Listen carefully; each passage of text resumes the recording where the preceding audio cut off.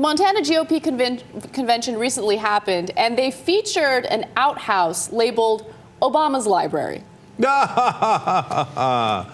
Yes.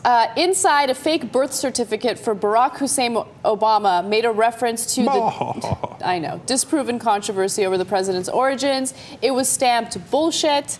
And also, there was graffiti inside the outhouse that said, for a good time, call 800 Michelle, crossed out. Hillary, crossed out. Pelosi, circled in red. All right, so this is offensive in 18 different ways. First of all, none of it is funny, so I find the humor aspect of it offensive. Second of all, these are the guys, the Republicans, whose last president was George W. Bush. You want to make jokes about presidential libraries? Didn't he read like 4 Shakespeares, though? And a Camus. And a Camus. You know what I did over the break, Brian? I read 4 Shakespeares and a Camus.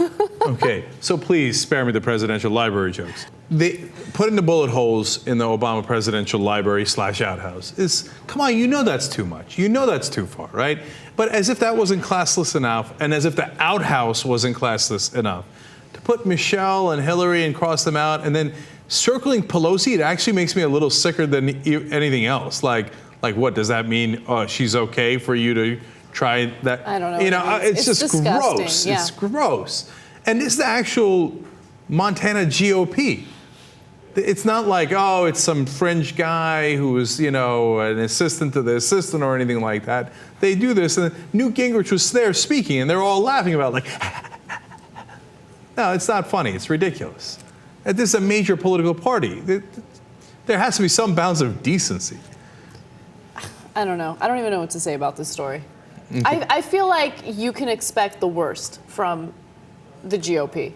Mm-hmm. Like, they're so blatant about, like, not all of them, but in some cases you see these stories and they're so blatant about the racism, right? Would you see something like that with a white president? Honestly, have we ever seen anything like that with a white president? Now, they'd have made fun of how many women that Clinton slept with and stuff, but would they have gone that far? I don't know. It's a fair question. Would they question his birth certificate? No, that they definitely wouldn't. Would they question his intellect and say that an outhouse is his library? Not with Clinton. No, they wouldn't have. Right. But to be fair, Clinton was a Rhodes Scholar, and President Obama only went to Harvard Law School. Okay. One last thought on this. Oh, on top of that, do you have the other thing that they did? I do. So there's one other element to this Montana GOP story. They also had a raffle. Yeah, they had a raffle. And the raffle was for a 12-gauge shotgun, a shovel, and a roll of duct tape. And basically, whenever they did this raffle, there was like laughter and everything, and it was obvious that it was the SSS, shoot, shovel, and shut up. I didn't know that the SSS was obvious, did you?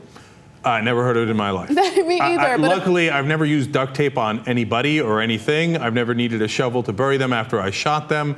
They claim that they're talking about wolves, I believe. Yes. It was I hope they are, but then they had the bullet-riddled outhouse, so I'm not entirely sure, right? And Newt Gingrich said, I hope I win the raffle. I'll give a shotgun or something along that line to my 10-year-old grandson. Okay. It's a party of family values and personal responsibility. Obviously. Right. Because a great family value is shooting at the president's house or whatever, right? And family values is putting women's names up on a outhouse. And family values is duct tape. Really, when I think duct tape, I think family values, because you're going to need that to shut someone up before or after you, I guess, before you kill them, right? Mm-hmm. You duct tape, then you shoot, I guess, and then you use the shovel. Okay.